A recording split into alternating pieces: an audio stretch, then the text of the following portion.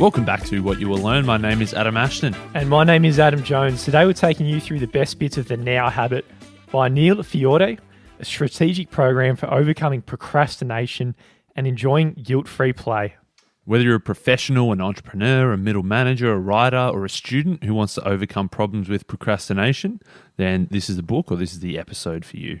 It's also for podcasters who are just piss-farting around for about 45 minutes and we, like us just then, we just took us forever to get this episode. That was probably the most we've ever procrastinated before actually starting recording an episode. And it's the book about not procrastinating. So that's it. There's something in that. It's very timely. If you're a professional whose busy schedule doesn't allow for your leisure time, then the Now Habit's going to help you as well because it's got a strategic program. It's going to let you have a bit of guilt-free play, but at the same time improve the quality and efficiency of your work. That sounds pretty good. Yeah, it does. You sold it well. And I think everybody knows the feeling of procrastination. Everyone's procrastinated on something. You might be a chronic procrastinator who procrastinates all the time. The thing is, the typical procrastinator, they get most of their stuff done and they get most of their stuff done on time as well. They meet their deadlines. But the problem is the pressure of doing all that work, and especially the pressure of doing everything at the last minute, causes a hell of a lot of unnecessary self-inflicted anxiety, and it probably decreases the quality at the end of the end result as well. So procrastination, it's a problem that we all have in some area of our lives. We all have tasks, we've got all sorts of goals, and we find ways to attempt to delay them or totally escape them. So if you're a procrastinator, which means you're a human being, then this book's for you. In this episode, we're going to figure a way out of this mess. That's right. In this episode, we're going to first uncover why we procrastinate. Then we're going to look at how we procrastinate. And then the kicker, we're going to work about how we can stop procrastinating. So let's start with why. It's a good thing. Let's start with why. We're going to start with why we Very procrastinate. original there, actually. We need to start by identifying our procrastination patterns. So then obviously once we know why we're doing it, then we can apply the proper techniques to replace the ineffective habits with some proper effective patterns. So we all do it. It's just a part of who we are. The old definition of why you're doing it and how to get out of it, you'd get advice like, come on, mate, just try harder. Just bloody do it. Get organised, get your shit together and get the thing done. It's not that hard. Your problem is procrastination. And if only you weren't such a lazy bloody bastard, you'd be able to figure it out and get it done and do whatever you wanted. Come on, mate, get off your fucking ass. That's an asshole boss. It's a harsh definition, but it's a definition everyone knows about procrastination. We say that we procrastinate because basically we're lazy. And if we weren't so lazy, then we could do whatever we wanted. And there's so many books out there that offer cures to this problem, cures to try to stop being lazy, to try harder, to work more, to probably heighten the self-criticism we give ourselves because we add all these different negative labels on top. We give ourselves a bit of a whack for not achieving enough. And we just think, well, we're just lazy. We need to just get a bit of a fire rocket up our butts and get moving. That's it. Bit of a self-defeating prophecy, that one. The new definition with the Now Habit by a good friend, old Neil, he says this book in this way, it's based on the fact that somewhere in your life there are a whole bunch of leisure activities and forms of work that you choose to do without hesitation. So, like, you're procrastinating on that assignment, but why the hell aren't you procrastinating when you go to the pub and have a beer? Yeah. I mean, you're doing something. There's obviously just a difference there. Yeah, you've got a hell of a lot of things in your life that you don't procrastinate on. Maybe that's a sport, maybe that's a hobby, maybe that's chucking on Netflix and binge watching Survivor. Whatever it is, there's a whole bunch of things that you don't procrastinate on. So these negative labels that you're lazy and that you're a procrastinator, they don't really apply to all areas of your life, just a small select area. So we're going to work out, okay, well, how can we take some of those ideas and apply those to our work? So the first step is redefine procrastination and come up with a new understanding of how and why we do the things that we do. Because procrastination is not the cause of our problems with accomplishing tasks. Procrastination is actually an attempt to resolve a variety of underlying issues that we've got. So going deep in the old psyche here, we might have these issues of low self-esteem, perfectionism, fear of failure, fear of success, indecisiveness, the imbalance of work and play, ineffective goal setting, negative concepts about work and yourself. These underlying reasons are the things that are causing you to procrastinate and on some things and causing you to actually do other things. That's right. So the old definition said that our problem was procrastination, and if we weren't so lazy, then we could just do whatever we wanted. But the new definition says that procrastination is actually a mechanism for coping with the anxiety associated with starting or completing any task or making any decision. So the original definition said procrastination, that's a problem, where the new definition is saying procrastination, that's actually our coping mechanism for those underlying deeper anxieties. There's some pretty deep shit there to unpack, but at the perhaps one step above that, like why do we procrastinate? There's really one main meta reason that we do it, and that is temporary relief from stress. It's a short-term way to avoid being judged, really.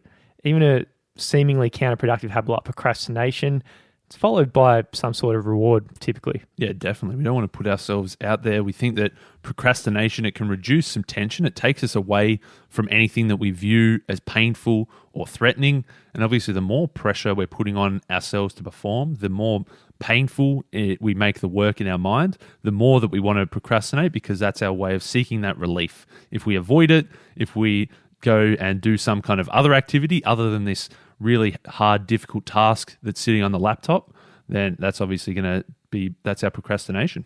It's weird, isn't it? I don't know why some work just seems painful. It's not like you're exerting physical energy, is it? Like, you understand if you run a marathon, that's obviously painful, but why is it sitting down to do work, there's some sort of psychological pain? It's weird. Yeah, and what he says is it because it's that fear of being judged. We know that if we do something, somebody else is going to look at it and they're going to think that work sucked, and they're going to think you suck. Yeah. So that's why we think, okay, well, how can we escape from that? The best way to escape that judgment is to just not do it. Yeah, that's it. Saving that judgment, there's some upside.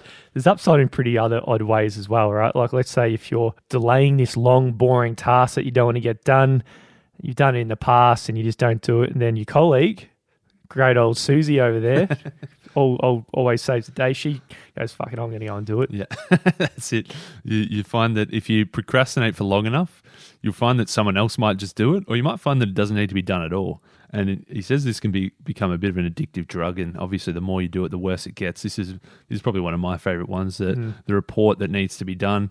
If you wait long enough and people keep asking for where's that report, eventually they're like, oh, fuck, we don't need that report anymore. We've moved on anyway. They forget about Which it. Which is not good, but it's addictive. So there's been some positives in the past from procrastination, which probably reinforces the reasons that you do it. One of the things about procrastination, we're normally taught that that's the problem, right? That you need to get off your ass. That's the problem. But it's really just a symptom of an underlying much, much deeper problem. Yeah, our problem isn't that we procrastinate. We actually use procrastinate as that tool. And the symptom, really, we get trapped in this vicious cycle. We've got this idea of perfectionism. We've got this idea that whatever we do, it has to be flawless. It has to be perfect. And of course, having that perfectionism leads to a fear of failure, because we just think, well, we're not going to be able to achieve perfectionism. We're going to fail. That fear of failure leads to procrastination.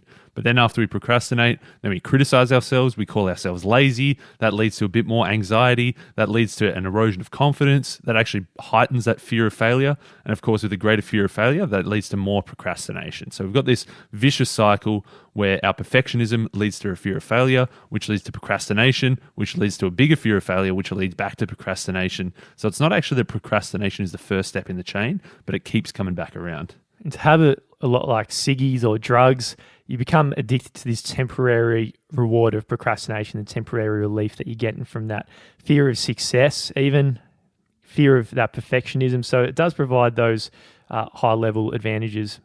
I like the fear of success one, because you think that if you do too well, then eventually you're going to have to do harder and harder tasks, and eventually you're going to fail. If you think that if you nail this one task and everyone thinks you're awesome, it just means you're going to get harder work next time. That's it. So like a lot of the issues in our life, if you really want to get the problem solved, you need to get to the underlying root cause of the problem. It's not procrastination. That's not the underlying root cause of the problem. And we're about to get into that. But the main thing is procrastination, you've learned it as a coping mechanism. And because it's something that can be learned, it also can be unlearned and wound back, and it can be eliminated from your life.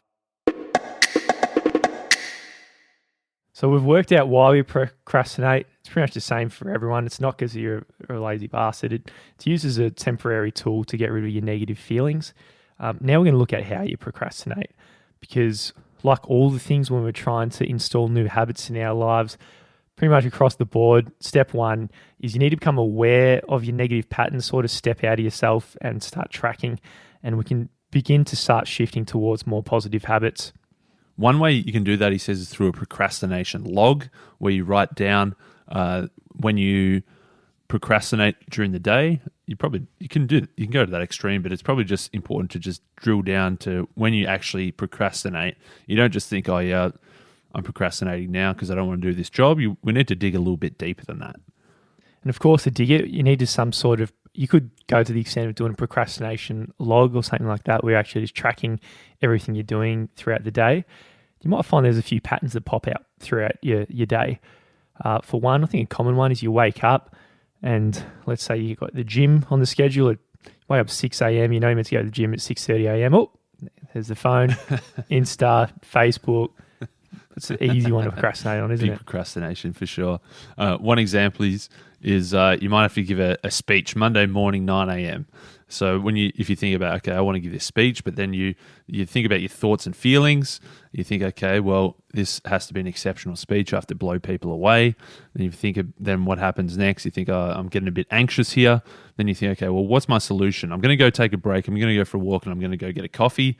Then you think, okay, well, what happened after that? Actually, that just made me a hell of a lot more anxious. I just heightened those feelings. I felt more anxious. I felt worse about myself. If you sort of do this every time you procrastinate, you dig a little bit deeper, think about the thoughts and feelings behind it, think about your attempted solutions, what happens after that. You might find that there are certain things that you do that heighten your need to procrastinate. And one probably that big one is like that perfectionism, the thought that you have to nail whatever it is. It has to be perfect. Yeah, it's always that thoughts of feelings. Oh, I can't face it. It has to be exceptional. And the justifications behind that. You're anxious. You got fear of mistakes. You feel overburdened. It's these underlying emotions that are really causing the procrastination, and then also the positive feedback loop, which just feeds upon itself and just makes things worse. That's right. So that's really where we're flipping it on its head here. We're not just treating the symptom of procrastination. We're actually going to try and treat those underlying causes. There's a wonderful metaphor that Neil's come up with, really, to both outline and survey the problem, but also visually give us a way out of this mess with quite a neat solutions that he presents as well in the book. Yeah, the first challenge, let's say situation A, you've got a board. It's a solid plank of wood. It's 30 feet long. It's 4 inches thick, 1 foot wide. You know that you've got all the physical, mental, and emotional abilities that you need to cross this plank. It's just a board. That's it. Just sitting there, and all you got to do is put 1 foot in front of the other. You can dance, you could skip, you could hop, you could leap, you could crawl, you could do whatever. But whatever it is, you can get from one end of the board to the other, no problem. You wouldn't be scared of something like this. But situation B is where it gets a bit different and a bit more familiar. The task is mostly the same. It's 30 foot long, 1 foot wide. You got the same abilities. Only difference here is the board is suspended between two large buildings, 100 stories up in the air. As you look across the board to the other side and you begin thinking this is your assignment, how do you feel? You're probably telling yourself something slightly or a lot different to situation, eh? You're thinking, shit, look down there. There's all these cars. I'm instant death. Look at that skinny little bloody board there. How am I going to get to the other side? In situation A, there was absolutely no need to procrastinate. You knew that you could do it, so you just went across. Situation B, all of a sudden you're frozen on that first side of the board. You're thinking of any reason and any justification not to take that first step. All of a sudden you see this no longer as just a simple task. You're seeing your entire life and your entire future at stake. That's it. Because ironically, in our day-to-day lives, we're the ones raising the plank. We turn straightforward tasks into something bigger. For example, it might be that, what do you say, presentation to, duty on the Monday morning.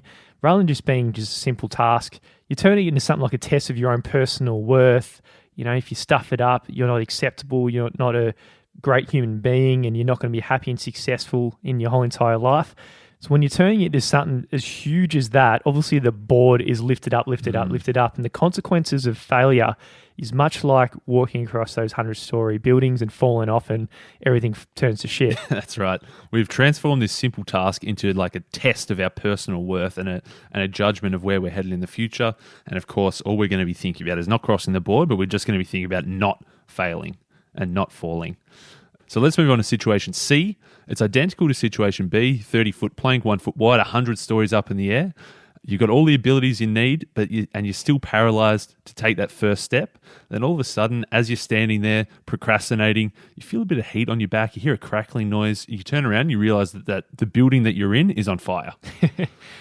Things are changing now. Rather than looking down at the 100-story bottom, you're looking behind you and thinking, shit, there's a bloody fire behind me. Before you were worried about moving 100 stories in the air, now you're worried about not moving because there's a fire on your ass and there's instant death behind you.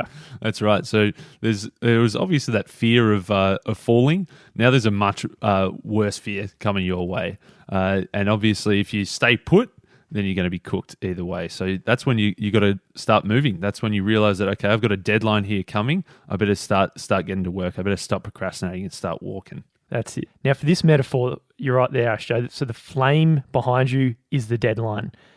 With that time pressure, the deadline, you realize if you don't get it done, the fire's going to burn you. So you get it, you find a way all the time. Rather than 9 a.m. on the Monday morning, it's done at the night before at 4 a.m. or something like that. That's right. Which is a huge issue, of course, where people who are living like this, which is most of us, we're doing our tasks akin to running across buildings 100 stories in the air with fires behind us. Yeah, and the thing is, it's all self-inflicted as well. It's the same task. That task that you're doing was identical as the plank on the ground. We were the ones who raised it up into the air by putting all that pressure on it, and then we were the ones who had that fire up our ass because we kept procrastinating. The deadline kept getting closer and closer. No wonder work can be bloody stressful. Definitely. Working like that. Now, situation D, where it starts to look a bit more amicable. So we're back on the board at the top of the building. Same situation. This time there's no fire whatsoever. So there's no deadline that's going to smack you here. Instead, there's actually a strong supportive net just a metre below the board. It's a well-designed net, I'd imagine. It's probably a safety net below that. You'd hope so at 100 stories, but it's a secure net at the end of the day. Yeah. Now that you're thinking, okay, we're back to no problem. You know that even though you might fall still, if you fall, the net's going to catch you. So the worst outcome might be a little bit of embarrassment for falling, but you're not plummeting to your death anymore. A mistake no longer means the end of the world, and you can probably just climb back up and have another crack at it. So there was two issues that we self-inflicted created. One was just raising that the simple tasks throughout your day being much bigger tests of your self-worth, so you're bringing it up to 100 stories. The other thing we do is wait to the last second until a firecracker's up our arse and that fire behind us with the deadline. So the safety net really extinguishes both problems, doesn't it? Because you're not waiting to the last second. You're simply walking along the plank, understanding that you got the safety net below you, and because of that, you can do it simply without the fear of the fear that comes associated with such a task. Yeah, that's right. If you've got enough safety nets in your life and in your work, then you can become successful. Because a successful person, it's someone who fails many times, but they always bounce back up. They jump on that net, use it as a bit of a trampoline, and have another crack. The failure is someone who fails once, they fall off, and they let that cripple them forever. They label themselves as a failure, and that means from then on, it just becomes a part of their identity. So we worked out why we procrastinate. We looked at those underlying causes. We looked at how we procrastinate. Now let's look at, okay, instead of cranking that plank all the way up 100 stories in the air, instead of lighting a fire in that 100-story building behind us, how can we have a few more safety nets? How can we make the tasks easier to do so that we procrastinate less? A few tools solve a few of the problems here. And one of them is three-dimensional thinking. So why is it three-dimensional thinking? Oh yeah, the three-dimensional thinking is strong start, so wasn't it, to this idea? Oh yeah, he says that like two-dimensional thinking is how most of us think of a project. We think of where we are now, and we think of the end. So we know that we have to, do that 30-page slideshow presentation, or that we know that we have to make that 6,000-word report or whatever it is, and we just see it as two-dimensional. We see that he says it's like if you walk up to a skyscraper, put your nose against it, you look all the way up to the top, and you think you've got to get there in one leap. That's two-dimensional. Then three-dimensional, though, is a more realistic view of it, is that you include time as well. So you realize that you don't need to leap from where you are now straight to the top of the skyscraper in one jump. You can actually just take the stairs because they're spread out over time. Wonderful there, Asher. Did you just do that? Link it back to the metaphor before on the fly? Yeah, let's claim that. Did it beautifully. I think it was in the book, but I'll claim it. Because if you need to do it in one leap, It's huge, man. Yeah. It's huge. Yeah. But if you got steps, so what you're doing is you're mapping out with a reverse calendar pretty much. Like say you got that big presentation on the 3 weeks from today on the Monday, 9 a.m. If you actually map it out, you might find out all these little steps and little tasks to get there beforehand. Much easier than, having that big presentation to the CEO. All of a sudden, that little task of actually getting the PowerPoint, maybe bones done, is much more achievable, eh? Yeah, that's right. If you work, the ultimate deadline, that's getting to the top of the skyscraper. But if you can work out all the little steps in between and realize that the only thing you need to do now, you don't have to worry about getting to the top. The only thing you need to worry about is taking that first step from ground level to step number 1. Then it becomes a hell of a lot more achievable. All of a sudden, your completely overwhelming, massive project becomes a lot more doable and a lot less need to procrastinate. Which brings us to our second tool, which is persistent starting. Bit of an antidote to some of the negative statements we're always whipping out and the solutions that really follow on from our negative statements. Like one thing you might be saying, hey, I need to do more preparation before I start. It's pretty true, only at the beginning. Yeah, that's right. You can't just keep saying that forever because the preparation, which seems like it's got an expiry date and as a productive task, then it becomes a form of procrastination. Big time, yeah. There's a whole bunch of other negative stuff you might be saying to yourself. You might, as you're getting started, you might say, at this rate I'll never finish, or you might say to yourself, I should have started earlier. But of course, the more you're doing this, the more you're lifting that plank up in the air. You're just making that pressure worse and worse and worse. And of course, the more you're saying, I should have started earlier, is the less you're actually getting started. Again, you're just pushing that start date further and further into the future by worrying about that you should have started earlier. Maybe you should just bloody start. That's it. Another one would be, there's only more work after this, which is true. Yeah.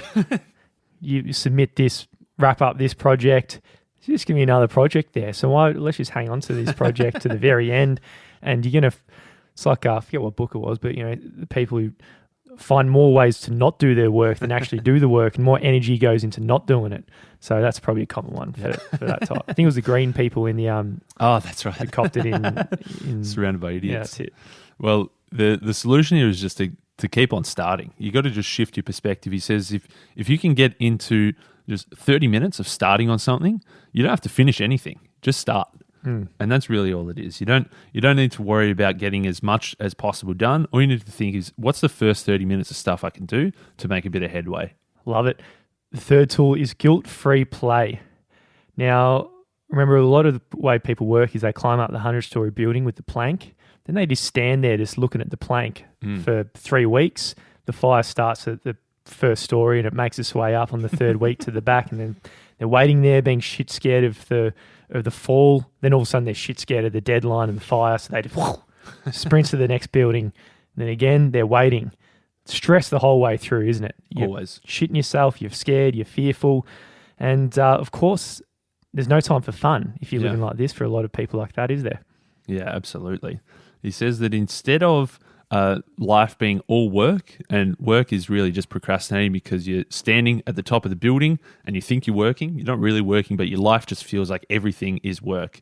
A much better system, obviously, is if you walk across that plank, if you get that work done, then you've got plenty of time to play. Then you can have some fun. So this is where we use what he calls as the unschedule to get in some guilt-free play. And it uses reverse psychology as a system to help you put more time into your leisure time and put more quality into your work. Yeah, you're getting the benefits of, you're getting the double whammy there. You get to have fun, and you're also probably going to work better as well. And here's all these reverse psychology things. Here's basically the rules of the unschedule. Rule number 1, do not work more than 20 hours a week. So that's a good rule. On this project, Ashtray. No, I think it's at all. No, it says on this project. I'm claiming that is don't work more than 20 hours. Yeah, okay. It could work. Do not work more than 5 hours a day. Hopefully your boss isn't listening to this one, Ashtray. You must exercise, play, dance, move for 1 hour a day. You must take at least 1 day off a week from any work. And start small. So I think there's some good rules. And what he says here is that with this reverse psychology, if you schedule all the fun stuff in first, if you schedule that you go for a run for an hour, you go for a coffee date for 30 minutes, you schedule that you go to watch Survivor at night for an hour, you put all these fun things in first, then you realize that, I actually don't have that much time left. And then rather than just spending all day procrastinating, you're going to realize that you thought you had all day, you've only got 3 hours left. That's when you're going to really get to work.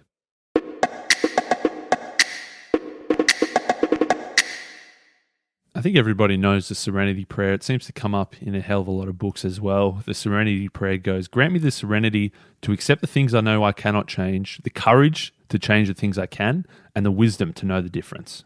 Somewhere along the lines, perhaps subconsciously, we came up with the stress prayer of the human species. This is, grant me the stubbornness to struggle against the things I cannot change, the inertia to avoid work on my own behaviors and attitudes which I can change, and the foolishness to ignore the differences between external events beyond my control and my own controllable reactions. But most of all, grant me a contempt for my own human imperfection and the limits of human control. Bit of a mouthful.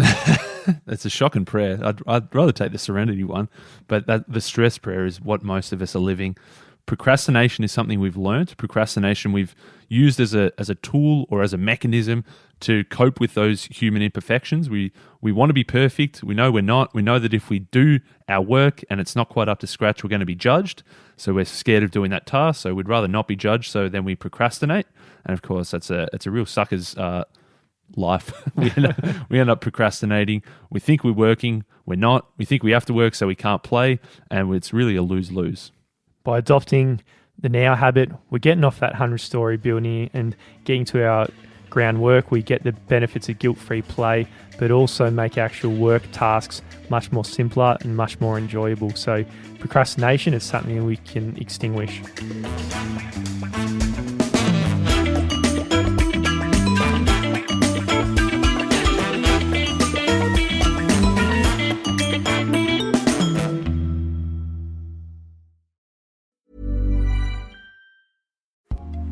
Looking to kick off the new year right? Here's how we're staying inspired, courtesy of Acast Recommends. Welcome to Not Your Average Joe, the podcast that will make anyone a little less average. I'm your host, Joe Franco, and I'm so excited to get into this. I'm a writer, a TV host, a content creator, and a polyglot, and throughout all of these experiences, I've met some of the most fascinating people all around the world that I'd love to introduce you to. We'll have conversations about different topics, ranging from finance to fitness to language learning and wanderlust. With each episode, we'll dissect real-life stories and turn them into tangible takeaways so that we can all be a little less average. I learn, you learn, we all learn. Don't forget to like and follow wherever you get your podcasts.